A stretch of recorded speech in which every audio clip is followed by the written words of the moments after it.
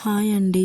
ఈరోజు రెసిపీ వచ్చేసి bachelor style chicken fry recipe ఎలా తయారు చేసుకోవాలో చూద్దాము. ముందుగా ఒక కడాయి తీసుకొని తగినంత ఆయిల్ వేసుకోవాలి. వేసుకున్న తర్వాత బిర్యానీ ఆకు, దాల్చిన చెక్క, లవంగాలు వేసుకోవాలి.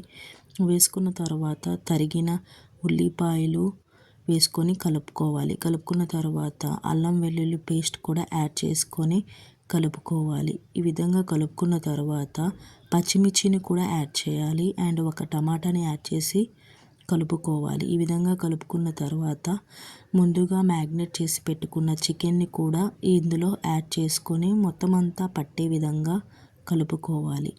ఈ విధంగా కలుపుకున్న తర్వాత ఒక 15 మినిట్స్ పాటు ఉడకనివ్వాలి. ఈ విధంగా ఉడికిన తర్వాత కొంచెం ఉప్పు, కారం, ధనియా powder, garam masala powder, chicken masala powder add చేసుకోవాలి.